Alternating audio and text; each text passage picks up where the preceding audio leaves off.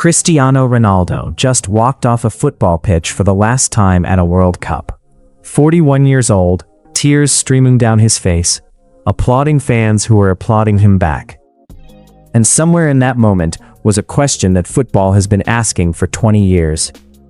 How does the most decorated individual player of his generation, a man with 5 Ballon d'Or awards, 5 Champions League titles, and more international goals than any human being who has ever played the game, leave 6 World Cups without ever winning one?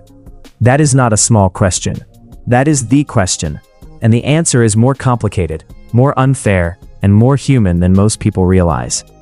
Go back to 2006. Ronaldo is 21 years old, already electric, already impossible to ignore. Portugal have their best World Cup run in 40 years, all the way to the semi-final. They lose to France, a France side that had Zidane in the last great chapter of his career. Ronaldo cries on the pitch after the final whistle, not because he played badly, because he played well and it still was not enough. He is 21. He tells himself he has a decade to put this right. He is correct. What he does not know yet is that football does not always reward the people who deserve it most. 4 years later, South Africa 2010.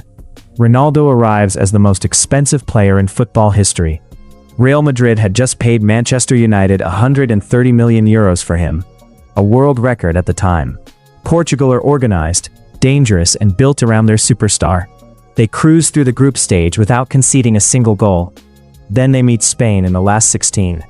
1 goal from David Villa is enough. Portugal go home. Spain go on to win the whole thing. Ronaldo watches from his sofa. Then comes 2014, and this one genuinely stings.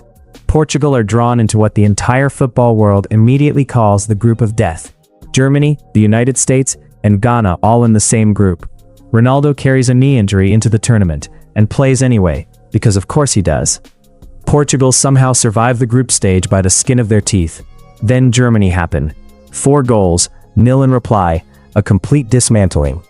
Ronaldo ends that tournament having run more, fought harder, and cared more than almost anyone, for a team that was simply not equipped to go further. That detail is important, and we will come back to it. 2018 in Russia is where Ronaldo reminds the world exactly who he is. In the very first group game against Spain, one of the best teams on the planet, he scores a hat-trick. 3 goals, including a last-minute free kick that curls into the top corner to make it 3-3. The stadium loses its mind, the internet loses its mind. For one evening, it feels like this might finally be his tournament. Then Uruguay knock Portugal out in the round of 16, and Ronaldo does not have a single shot on target. It ends as quickly as it began.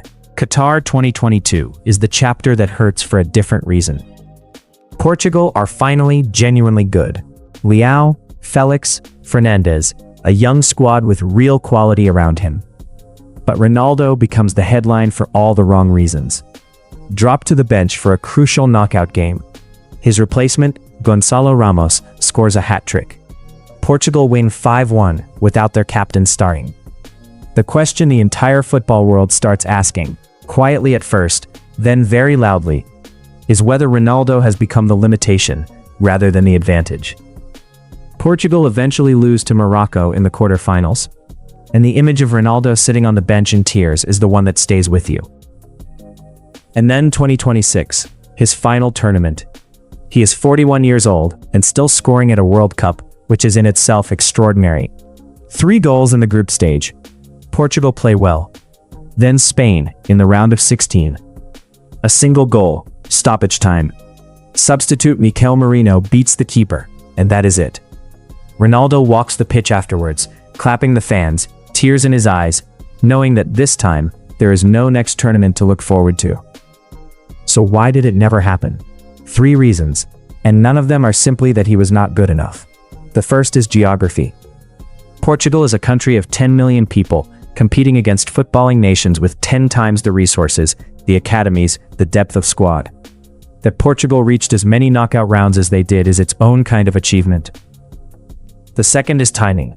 The years when Ronaldo was at the absolute height of his powers, somewhere between 2012 and 2016, Portugal never had a squad good enough around him to go all the way. And by the time the squad caught up, in 2022 and 2026, the peak had passed. This happens in football more often than people admit. Individual greatness and collective readiness almost never align at exactly the right moment. The third reason is the nature of the competition itself. The World Cup is a team event in a way that club football simply is not. At Real Madrid, Ronaldo had Benzema, Modric, Kroos, and Sergio Ramos around him. A squad assembled specifically to win the biggest prizes. With Portugal, he had good players. He never had that depth.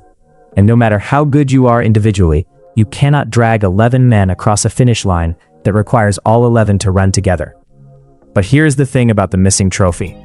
Ronaldo holds the all-time record for international goals, 146 for Portugal, a number so far ahead of second place that it barely registers as a competition. He won the European Championship in 2016, a tournament Portugal had never won before him. He lifted 2 UEFA Nations League titles. He is the only player in history to score at 6 separate World Cups.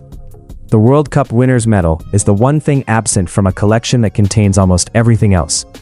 And its absence will always be the first thing people mention, because that is how sport works. The gaps define us as much as the achievements.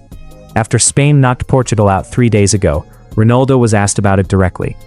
He said the 2016 European Championship means as much to him as a World Cup would have. Maybe that is genuine. Maybe that is a man making peace with something painful. Probably it is both. What is not in doubt is this. For 21 years, every time Ronaldo put on the Portugal shirt at a World Cup, he gave everything he had. At 21, at 29, at 33, at 41. The effort never changed. The trophy just never came. Some stories do not have the ending they deserve. This is one of them. The game has not changed. You have. You're welcome. Subscribe if you enjoyed this type of content.